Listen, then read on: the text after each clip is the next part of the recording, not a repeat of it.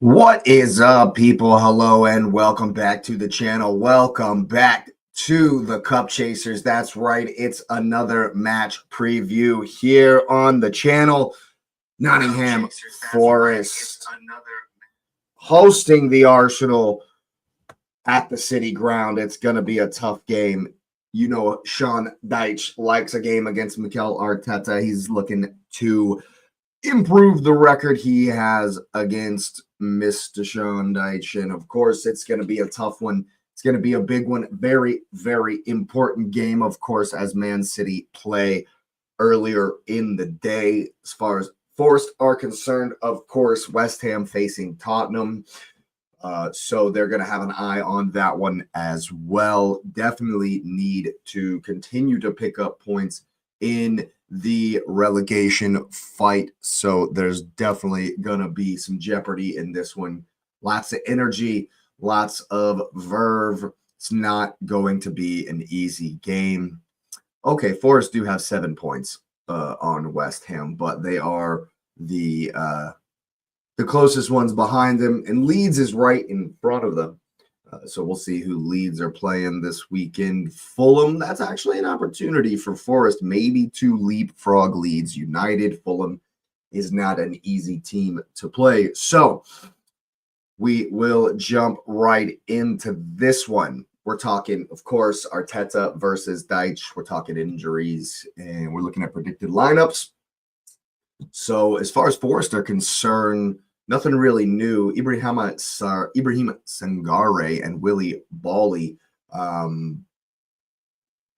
It says late fitness test, but they were traveling is all it was. So we may see, I expect Sangare probably, maybe not Bawley, but Sangare will be a big player for them in the midfield there. And as we know, we all know how Sean Dyche is going to line up. Tight, compact. It's going to sit back and look to counter with Gibbs-white, with Hudson-Odoi, of course. No Chris Wood, so I expect it to be Igor Jesus up front. And so we definitely know what to expect. Low block FC look to come out and hit quickly on the counter. And Mikel Arteta should 100% be expecting that, because every time he's faced Sean Dyche, it's pretty much been the same, but he has a not great record. 4 wins, 4 draws, 2 losses against Sean Dyche. And it's pretty much because he's so he sets his teams up very, very difficult to break down. And so in my opinion, obviously we're going to look to isolate Saka, but they'll double team him. They'll definitely double team Saka. So whoever gets into this one on the left-hand side, could be Trossard, could be Martinelli, will definitely be looking to isolate them as well and find the cutback, just like Gyökeres was there for the goal against Chelsea. And I expect him to start as well. And hopefully we can begin to foster even more of a telepathic connection between the front three, whoever it begins to be. Please, God, don't do Jesus and Havertz and Marino together in the middle. That was a disaster at the end of the game. Well, not a disaster, but it wasn't great going forward. You could tell that without Victor and Martin Odegaard, our press just died. Literally, just put it in the grave. It's done.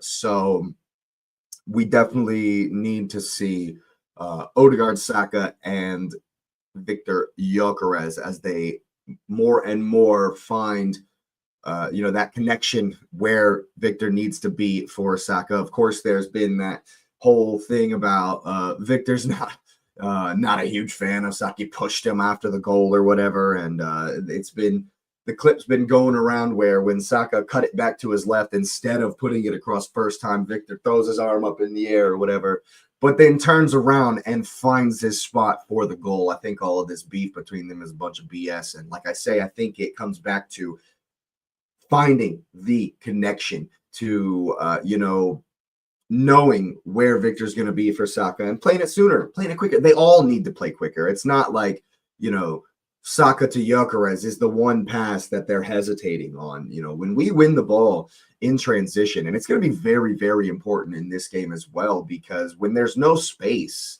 Victor disappears from the game when there's no space. And so we have to play so much quicker when we win the second ball in the midfield. Obviously, our press is going to try and make them hit it long. The subtleties of such will be interesting. I'm not extremely familiar with Forest and their propensity and or dedication to playing out from the back. As we saw, Chelsea, to a fault, decided they didn't want to kick it long at all. They wanted to try and play out from the back, and we smothered them completely. I expect that they'll be hitting it long a lot more often than Chelsea were, than Rob Sanchez was. Matt Sells, I believe, is the Forest goalkeeper.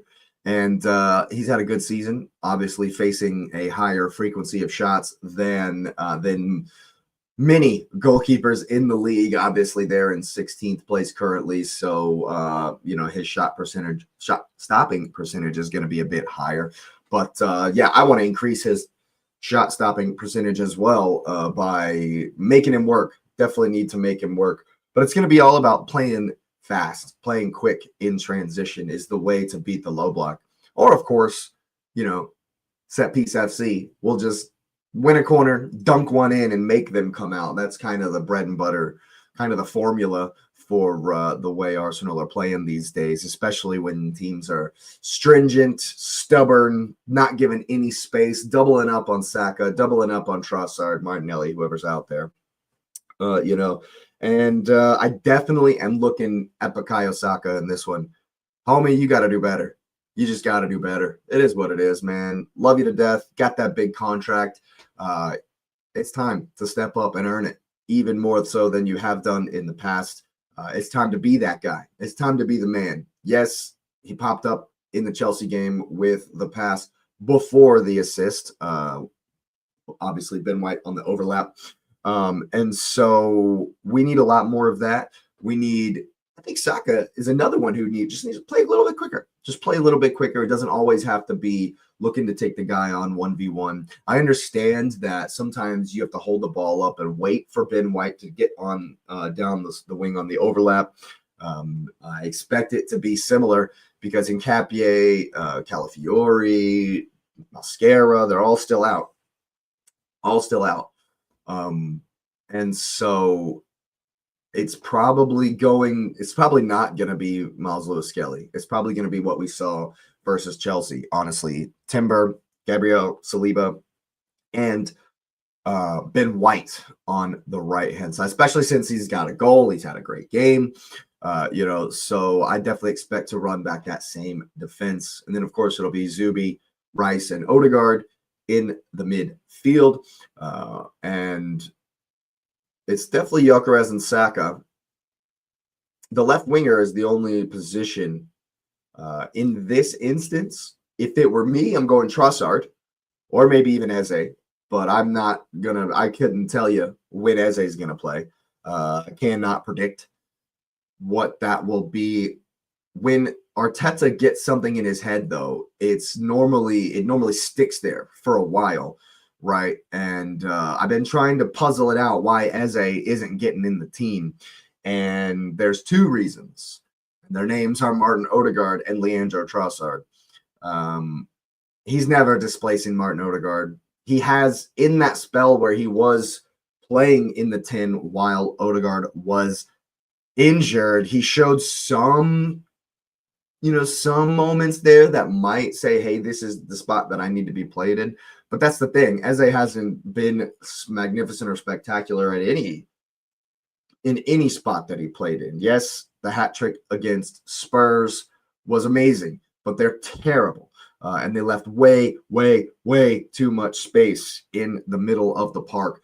That will not be the case versus Forest. So I don't, unless Eze gets in on the left winger, which is very, very rare these days, because when you don't mark Matty Cash on the back post in Mikel Arteta's team, you're going to get punished for not marking your man. Obviously, he loves Martinelli, who works his ass off defensively, and Trossard worked his ass off defensively in the Chelsea game. So he absolutely loves to see that as well.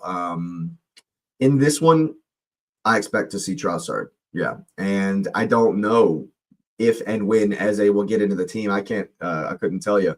But a lot of the times it feels like Arteta, it's just because our games are so close, right? He didn't want to put him in the Chelsea game because it's super physical.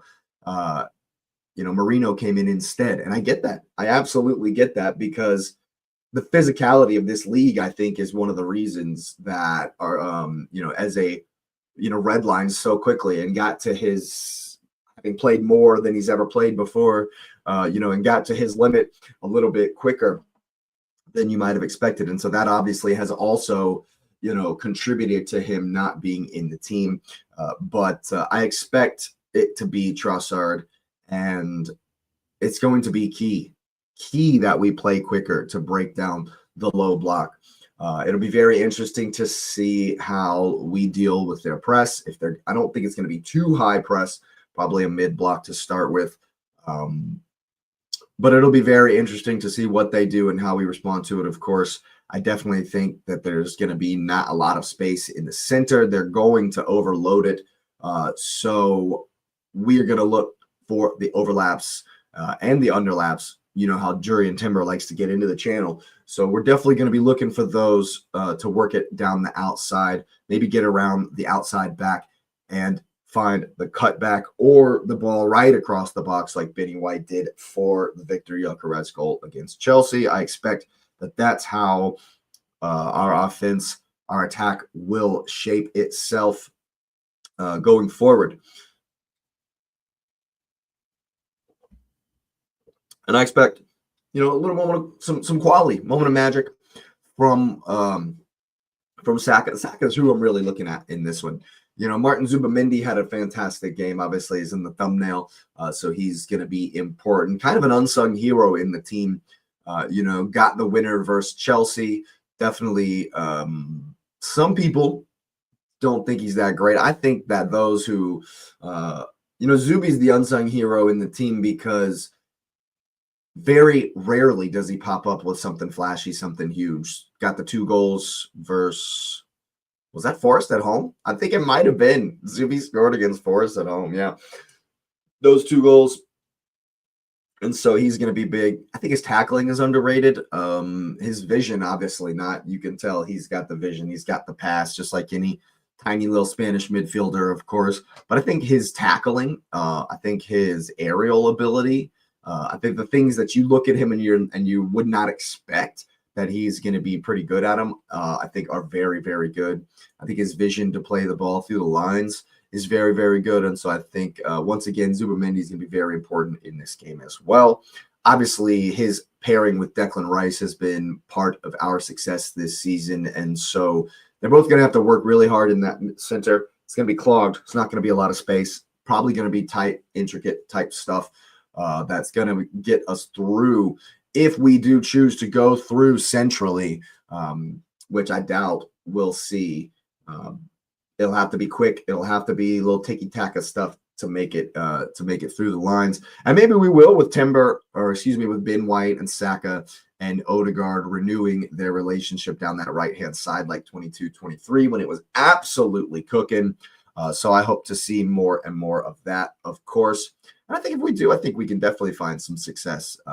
Teams maybe have forgotten about it a little bit because it's been a couple of years since we've seen Benny White marauding up and down the sideline on that right-hand side. So I expect more of that in this game. Now, one thing I do want to mention is Forest are very different home and away, and they've proved that in the last couple of seasons.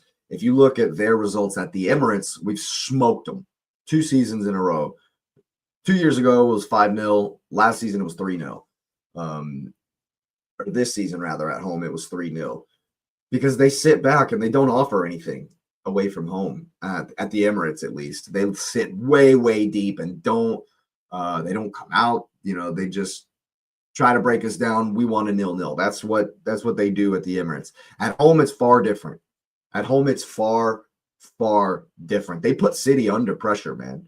They definitely put Manchester City under pressure. Of course, City weren't at their best that day, and so Forest made them work really hard for it. And in the end, they found the quality and got the winner.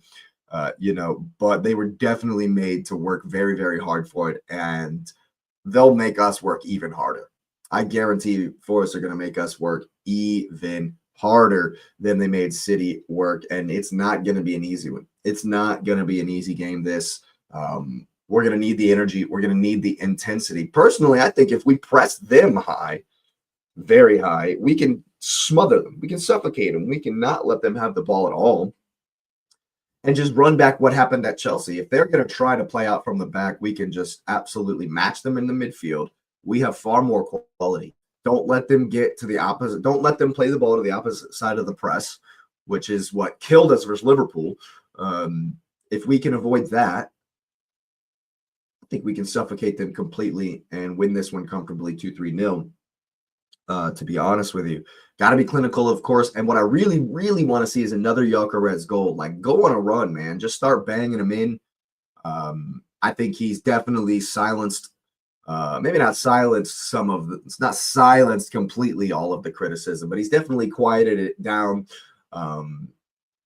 You can tell when a player looks a little bit frustrated, but that goal immediately kind of relieves some of it. Like the next 10 minutes after he scored that goal, before he was subbed off, you could tell he was buoyed, and he looked, a little bit sharper, a little bit, like he's there for it a little bit more. And you can understand that, goal droughts really, really ding the confidence, and even a tap in, because you could see that he didn't just toe poke it in. He didn't just, kind of get something on it. He swung his leg through that as he was falling down, and smashed it in. Yes, it was on the 1 yard line, but just the fact that he wasn't just going for like a little toe poke. Oh, I'm gonna make sure this goes in. No, he's like, I'm smashing this ball. He was like, it was like an angry finish from 1 yard away. So you could tell that he's been frustrated, but it definitely relieved. Like there was a weight lifted. You could see that for sure. And so I definitely expect Victor to be chomping at the bit to score once more. And I really, really want to see it, because if he can get going, if Homie just starts banging in goals, the league's in absolute trouble. It's just in trouble, because that's like all we're missing is one guy to be head and shoulders above the rest on the goal sheets, on the GNA. And as much as people have talked all kinds of what about him all season, myself included, he is second on the goal scoring lists, on the goal contribution list. I think only Martinelli has more goal contributions this season. And so, I mean, how much can you really ask of your striker? He's scoring more than everybody else on the team, except for Martinelli. And so, yes, we want him to get double digits quicker, sooner rather than later. There's a stat going around that no team has ever won the league without without one person scoring 10 goals. And we won't do that either. Obviously, as the games, there's still 17 games left, and so I'm sure one or two of our guys are going to get there, hopefully sooner rather than later, so we can continue to dump goals in, and I think we'll definitely be buoyed by the performance at Chelsea. I was certainly buoyed by the performance at Chelsea. Finally got a good performance in it at Stamford Bridge. And so we're looking for something similar at the City grounds. A bit more control for me would be great. We cannot, unequivocally, cannot give them space on the wings around the box. Can't give them space, 10 yards from the box in the channel. We can't give them any space. We've conceded far too much just from letting crosses in. Just whether that's a corner kick or whether that is we didn't get close enough to the guy, they've played it back to the defender and the defenders hit one in. Both times, both Garnacho goals came from a ball across the box. Yes, one was a corner kick, but the other one was because once again, we didn't get close enough to the cross. It's not rocket science. Just do not unequivocally do not let them cross the ball even once. Because no team goes tiki-taka for one-touch passes for beautiful Norwich City-style goals against, Jack Wilshere against Norwich City. We don't concede that goal, ever. Like, we don't concede goals like that at all. If you go back and look at, like, the last 10 goals we've conceded, all crosses. It's all because the ball's been dumped into the mixer. We didn't deal with it. When Gabriel doesn't head it away, it's a madness. It's an absolute madness in there. Sometimes it's a train wreck. That's how we have conceded. That's how we conceded against Sunderland. That's how we conceded against Wolves. That's how we conceded against Chelsea in both games. I mean, the proof's there. Go watch my watch-alongs. Every time the ball is the other team has possession near the top of our box, I'm screaming the same thing. Get closer, get closer. Don't give them space. No cross, no cross, no cross, no cross, like every time. And it's infuriating sometimes when they work it to the player that Martin Odegaard is supposed to get closer to, and he does his eagle wings and doesn't get close enough like he did versus Wolves, and we concede because we let the cross in. Just can't do it. 100%. Just do not let the cross in. Like, that's the only chink in the armor. And if we do that, I think we could smoke Forest. I think we could absolutely smoke them. But what I want more than smoking them is a comfortable first half lead. Can we get a first half lead that's comfortable, 2-0 maybe, instead of handbrake for the first half and then up the levels after we do a tactical adjustment? That's kind of been the formula, but I want to see 2-0 at halftime. And then we can be comfortable. Then we can cruise through the rest of the game. Because if you look at our fixtures after this, oh God, Forest are on a horrible run. Speaking of fixtures, 1 win in 4 games, and that was against West Ham away. Yeah, we should deal with them. We should absolutely deal with them. Absolutely. Nothing less than a win is acceptable in this game.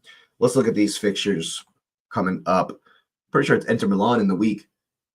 Yeah, so we need to absolutely full guns blazing everything we got versus Forest tomorrow, I should say. Then we can rest and rotate in the Champions League. Give a couple of players who haven't seen such a big stadium some minutes at the San Siro, because it's Manchester United next weekend and then Kairat. So we can rest in the Champions League because we're going to beat Kairat. We can play the FA Cup team versus Inter and Kairat, honestly, and probably beat Kairat and still get that home advantage in the second leg of the Champions League all the way throughout, even if we rest against Inter. So we need to go as hard as we can versus Forest, smash them, win the game, and then we can rotate during the week for the Champions League because we've put ourselves in such a good position. And I think that's a very, very important thing. I'm not sure that Arteta is going to rotate as much as I want versus Inter because he knows if we do and they go full strength, we'll probably get smashed. That's not even the only problem with that is morale, is confidence, is mindset. And that's not even that big of a deal because at the moment, Champions League is on the back burner because we did such a good job to get us to this spot. So we need full focus, 100% at the City ground on Saturday. Yeah, and that's what I want to see. That's absolutely what I want to see. I definitely think we can get this one over the line. It's going to be very, very important because, of course, Manchester Derby is before that, and we will know what they've done. We'll know what Chelsea have done. We'll know what Liverpool have done because of the fixtures. Everyone, myself included, seems to forget that Aston Villa is still hanging around. Let's see what their fixture is and if we will know what they're doing before the game. Obviously, it doesn't really matter. They play on Sunday. Yeah, so that one doesn't even matter because we will have done our job, hopefully gotten the job done, put the pressure on. And with any luck, Manchester United will do us a favor, and we'll, you know, be able to increase the lead at the top. Dreamland stuff. If it's a 9-point lead, you know, I'll take a draw in the Manchester derby, and we can increase the lead to 8. That's fine with me. Either one works. I'm not getting my hopes up too much, you know, just because of the disarray man you are in, but we will be there in the AM for the watch along, of course. And yeah, that's been the preview. Thanks for being here, people. Hit the like button. It really does help the channel. Of course, subscribe if you are new. Hype it up if you got any of those left. Let me know what you think the score of this one's going to be down in the comment section below. I know I'm absolutely pumped for this one. Going to be an intense game. Lots of energy. Very, very excited about it. We will be doing a number of watch-alongs tomorrow, so make sure you got that notification bell on so you know when we go live. Once again, it's been another video here on the Cup Chasers podcast. Thanks for being here, and you will see me next time.